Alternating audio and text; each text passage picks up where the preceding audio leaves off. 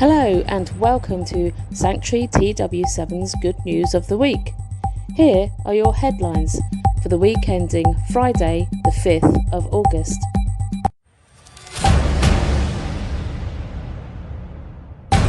Detectorist finds ring woman inherited from dad in Ipswich sandpit.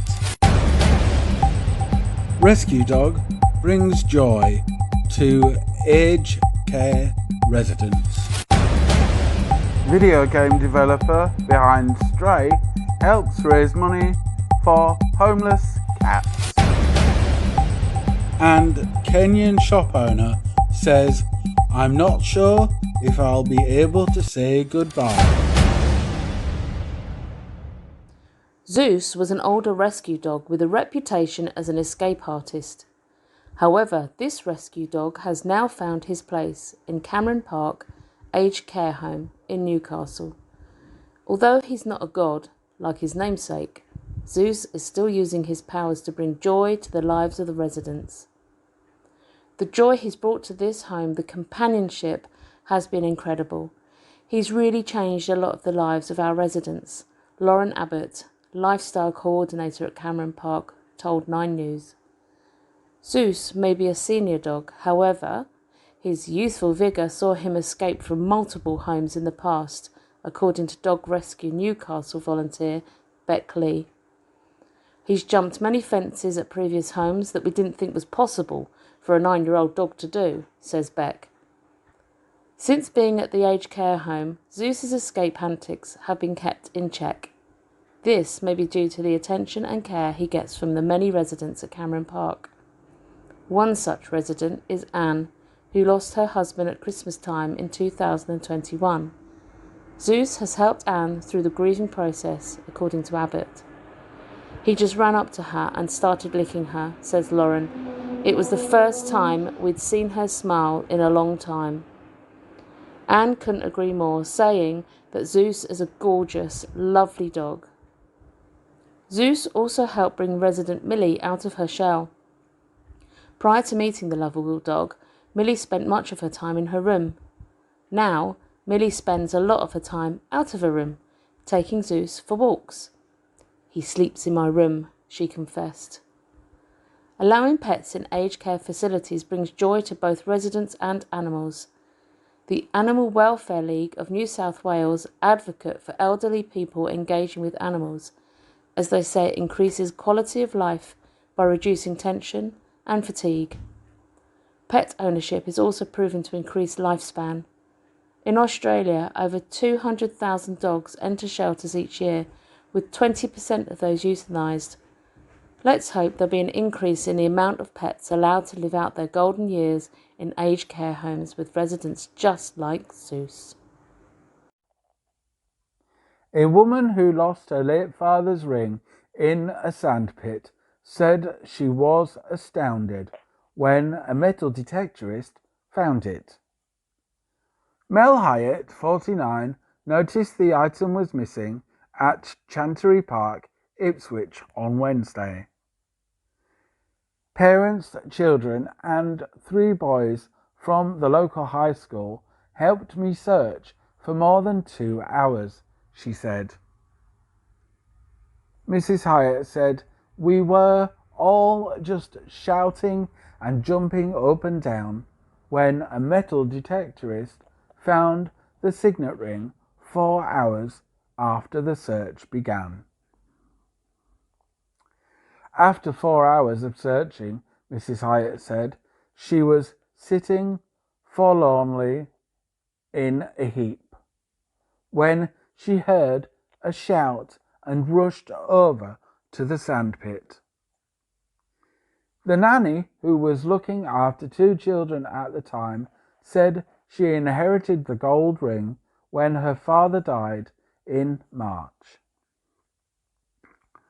She noticed the ring was no longer on her finger as she took the children back to the car. "I felt physically sick. It's the worst feeling," she said. "We hot-footed it back to the sandpit and searched for half an hour before taking the children home. The children's parents insisted on returning to the park with her to resume the search, Mrs. Hyatt said.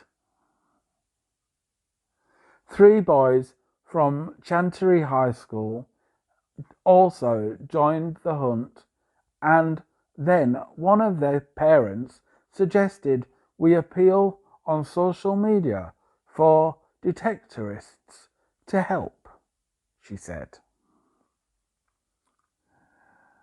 Poppy Hayho, 24, from Manningtree, Essex, read the appeal and decided to try and help, having taken up metal detecting 6 weeks earlier. The health and safety consultant said, "I've found 2 little lads. They're all digging holes, and then yes, I found a ring. But it was a silver Pandora ring." Charity Community Outreach Officer Gary Simmons from Holbrook came down shortly afterwards with his son Jack, 7, and helped search in the sandpit, which he said was the size of a tennis court. "I felt a bit bad because Poppy had been there an hour before me and I had turned up and stole all of the glory," he said. "It was just my second little signal. I saw a little bit of gold in a very dry sand and there it was. Bang, straight away." Mrs. Hyatt, who is from Colchester, said it was a miracle. "I was astonished. They found it and I promptly burst into tears." Suddenly there were lots of grown-up people shouting and jumping up and down in a sandpit at 8 o'clock at night. To thank the detectives, she said she would make a donation to the Rural Coffee Caravan, where Mr. Simmons, 42, works, and Mind, the mental health charity her father supported. The owner of a shoe repair shop has said he will feel really emotional when he retires after 40 years in the business. Surendra Jetwa, commonly known as Sid, learned the trade from his father, who ran a shop in Nairobi, in Kenya. After moving to the UK in 1984, Mr. Jetwa opened his own shop in Oakham, Rutland, where he sold and repaired shoes for more than 25 years. However, Surendra has not found anybody to take on the business after retirement. He said, "I'll feel really emotional when I finish this on the last day. I think I'll be very tearful." The video game developer that released the hotly anticipated game Stray has helped charities for homeless cats raise money. Annapurna Interactive created the game Stray, which focuses on a lost cat that becomes separated from its family. The cat must find its way out of the city that is populated by robots and machines. And in the spirit of the game, the company has partnered with cat charities to raise funds and awareness by giving away copies of the game.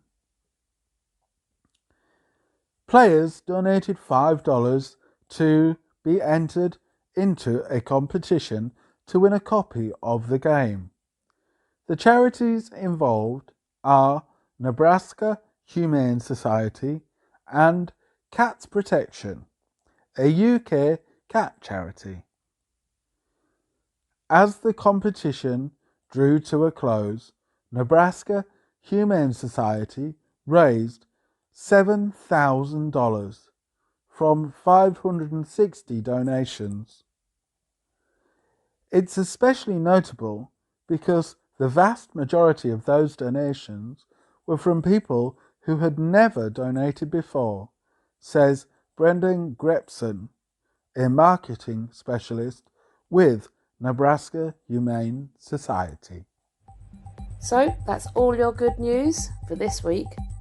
Join us next time for more of the same. Have a great weekend, everyone. Goodbye. Goodbye.